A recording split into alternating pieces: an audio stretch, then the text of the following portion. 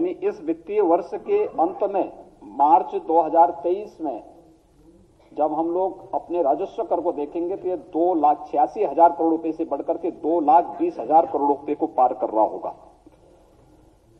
प्रदेश में 2016-17 में जो सेल टैक्स और वैट से कुल लगभग 51,000 करोड़ रुपए की प्राप्ति होती थी, आज सेल टैक्स और वैट नहीं बल्कि जीएसटी है। जीएसटी के माध्यम से यह राशि बढ़ करके 1,25,000 करोड़ रुपए से अधिक होने का अनुमान है इस वित्तीय वर्ष के अंत में।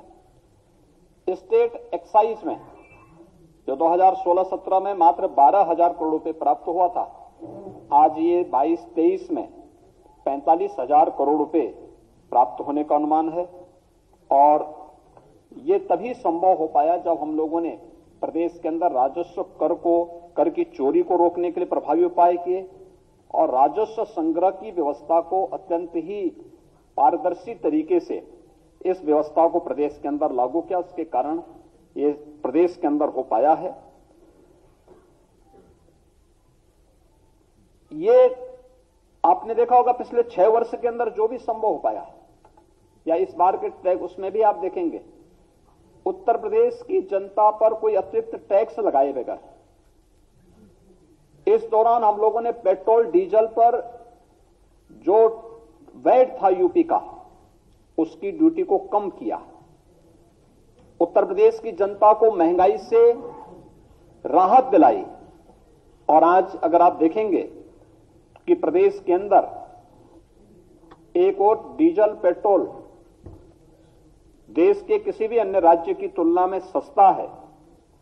इसके कारण आवश्यक उपभोक्ता वस्तुएं भी प्रदेश के अंदर महंगी नहीं हुई।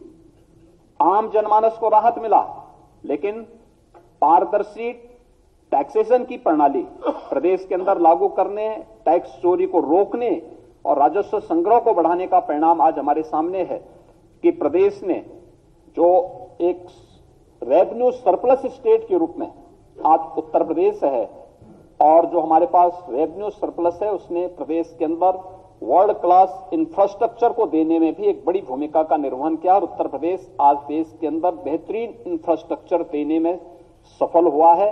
ये विगत 6 वर्ष के अंदर प्रदेश के अंदर ये सभी चीजें प्राप्त की हैं। प्रदेश के अंदर आज के इस बजट में जो चीजें आप देखते होंगे, बहुत सारी चीजों की घोषणा इसमें आज यहां पर हुई है। वित्तीय अनुशासन का पूरा पालन किया गया है। इसमें पूरे बजट में अगर आप देखेंगे कुशल वित्तीय प्रबंधन की झलक आपको प्रदेश के अंदर देखने को मिलेगी। राजकोषीय अनुशासन को बनाए रखा गया है। एफआरबीएम एक्ट के अंतर्गत प्रदेश के अंदर जो राजकोषीय जो घाटे का जो निर्धारित सीमा है वह 3.5% से कम करके वह 3.24% तक करने में हमें सफलता प्राप्त हुई है और यह प्रदेश के अंदर वर्तमान में है। बजट के अंदर जो कुछ और चीजें महत्वपूर्ण है वह है 2016-17 में बजट का जो आकार था वह स्वयं के कर का जो उसमें रेशियो था वह केवल 33% था।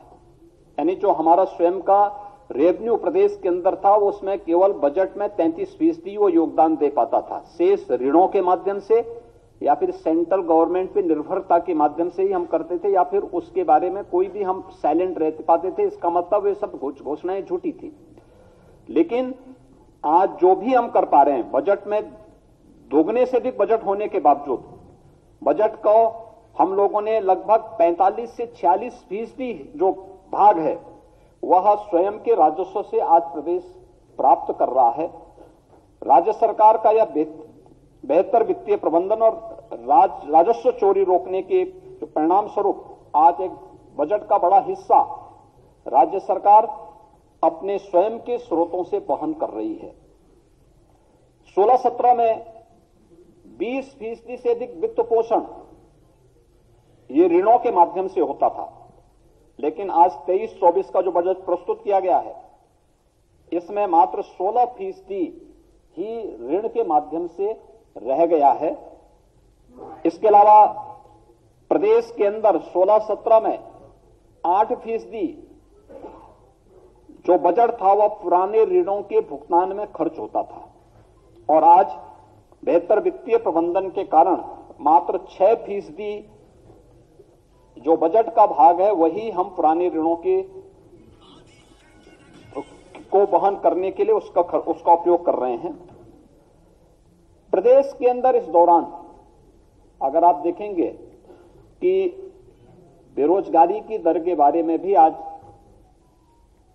सदन के अंदर वित्त मंत्री जी ने अपने बजट भाषण में भी बहुत स्पष्ट घोषणा की कि 16-17 में उत्तर प्रदेश के अंदर अनएम्प्लॉयमेंट रेट जो था ये 17-18% था, आज ये मात्र 4% रह गया है। रोजगार की संभावनाएं बढ़ी, नए रोजगार सृजित हुए। सिक यूनिट को खासतौर पर एमएसएमई यूनिट जो उत्तर प्रदेश के औद्योगिक निवेश का एक बड़ा आधार था उसको पुनर्जीवित किया गया। वन डिस्ट्रिक्ट वन प्रोडक्ट की योजनाओं ने उत्तर प्रदेश को एक्सपोर्ट के एक हब के रूप में विकसित किया और उत्तर प्रदेश के अंदर इसके लिए हम लोगों ने केंद्र से जुड़ी हुई इन तमाम योजनाओं को लागू करने का परिणाम क्या था? उत्तर प्रदेश का सीडी रेशो बेहतर हुआ है। जो 16-17 में मात्र 46% था, आज जो 55% हो रहा है। यह प्रदेश के अंदर की वर्तमान की वित्तीय स्थिति को भी दिखाता है और साथ साथ अगर आप देखेंगे 12 से 17 के बीच में प्रदेश के अंदर कुल 5,90,000 करोड़ रुपए के ऋण वितरित हुए थे और